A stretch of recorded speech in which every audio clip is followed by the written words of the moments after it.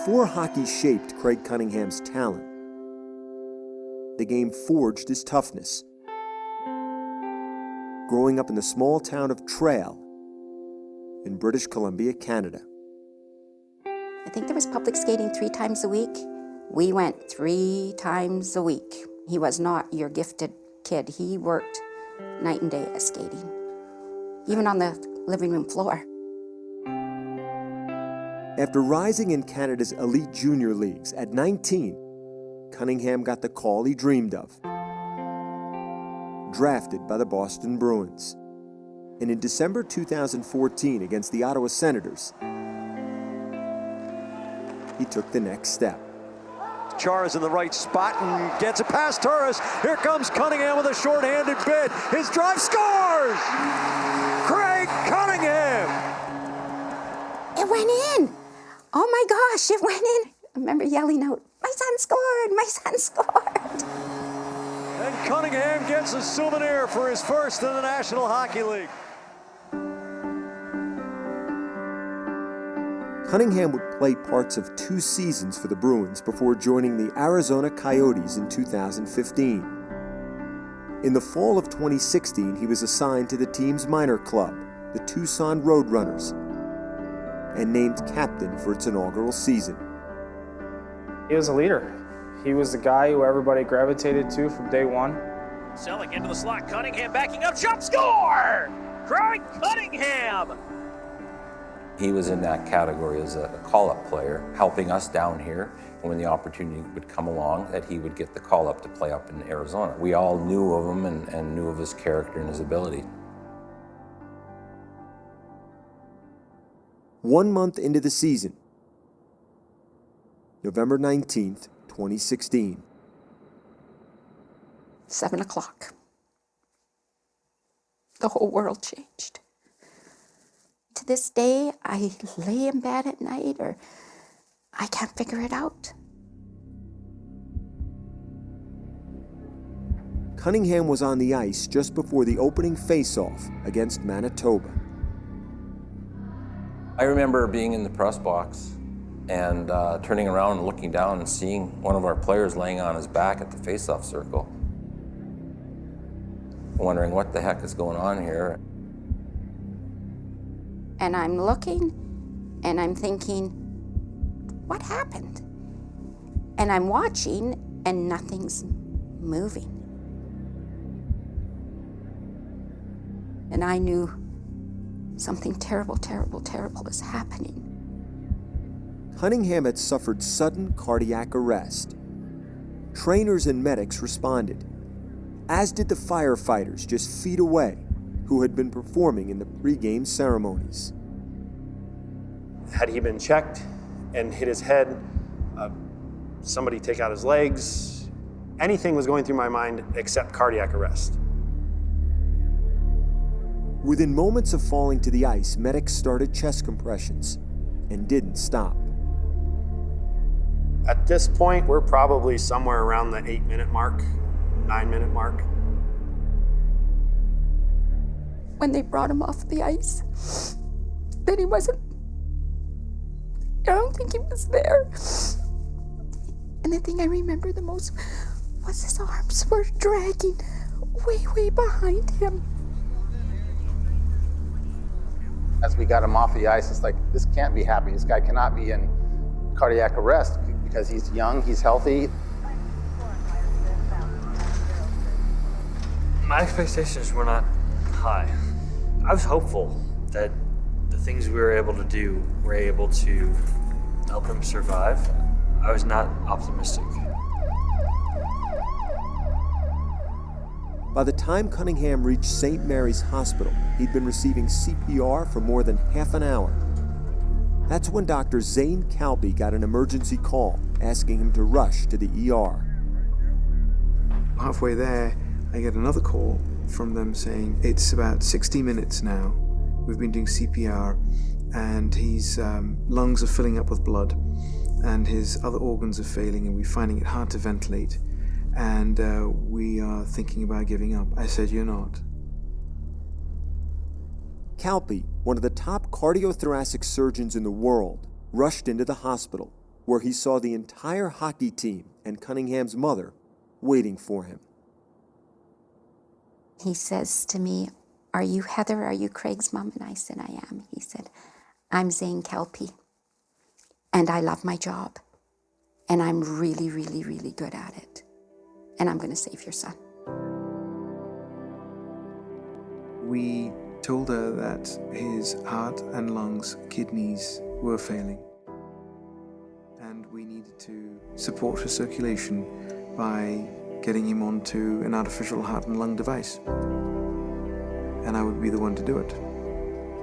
And I have no more time to talk about it other than asking her for her blessing and tell her that what could go wrong is that we could lose him. How long had he received CPR when you arrived? 83 minutes. How would you characterize that length of time? I've never known that ever to happen. Kelpie was able to stabilize Cunningham, but his heart was still grossly enlarged and the circulation to his legs greatly diminished. The next day, Kelpie proposed a daring operation to decompress the heart, a surgery that had only been done twice before in history, both times by Kelpie himself. Where would you place the state of his heart when you saw it? I'd say one of the worst few that I've seen. A lot of people I work with sometimes don't believe the impossible. And it's for me to put that out of my mind and to try to make sure we do our very best to give it the best. Cunningham survived the surgery, his heart function strengthening, a heart that had been stopped for 83 minutes. But questions about potential damage to his brain due to lack of oxygen remained. The answers came a few days later when Cunningham regained consciousness. I remember laying there, in the hospital bed being like, "Oof, this is not good stuff. I'm in trouble. I'm in big trouble." He got off the ventilator, and when you say mental acuity, I'm talking to a hockey player. And no pun intended, but he was about to deck me. I grabbed him, by the scruff of his tired neck, and I said, "Who are you?" So, yeah, I didn't realize at the time that he was saving my life. I thought he wanted to take a swipe at me, which is fine, because I thought that he's at least moving everything. It was like, oh my gosh, he's alive, he's Craig, he's mad at something. Yeah, oh, he was mad. Oh, it was terrible, his language. There was a lot of things that happened that night in Craig's favor. And if you took away any one of those things, he's not here to tell about it today. Miracle. But the miracle grew complicated. In the weeks after surgery, Cunningham developed a serious infection in his left leg due to lack of circulation. On Christmas Eve 2016, he and the doctors made the decision to amputate his leg. If I wanted to live the rest of my life, it was life or limb, really. It was kind of the decision that had to be made. And if you want to live your life, hockey isn't everything. You felt you had lost. Well, I did, because he's a hockey player. And I felt that I just ruined his career. It's heartbreaking. This was his whole life. His whole life was hockey. I mean, when he was 2 years old, he'd tell you, "I'm going to play in the NHL. I'm going to be a hockey player." And it ended just like that.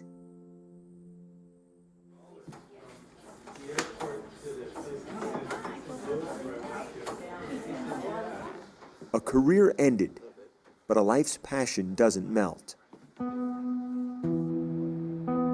The ice remains, and for Cunningham, it called.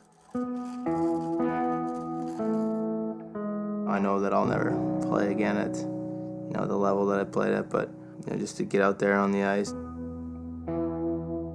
I'm excited to try it out, obviously. 4 months after the surgery, weeks after being fitted for a prosthetic leg, Cunningham got back on the ice. It wasn't miraculous. Even with teammates by his side, it was hard. You can't stay bitter at life because life is short, man. You just kind of got to step up to the plate and move on.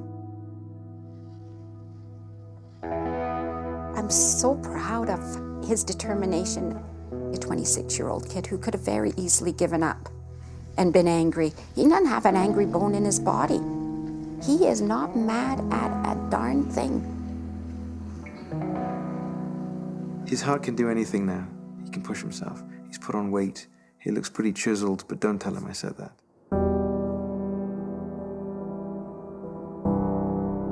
Since his collapse, Cunningham has relied most on what carried him to the NHL: work, will, and grit.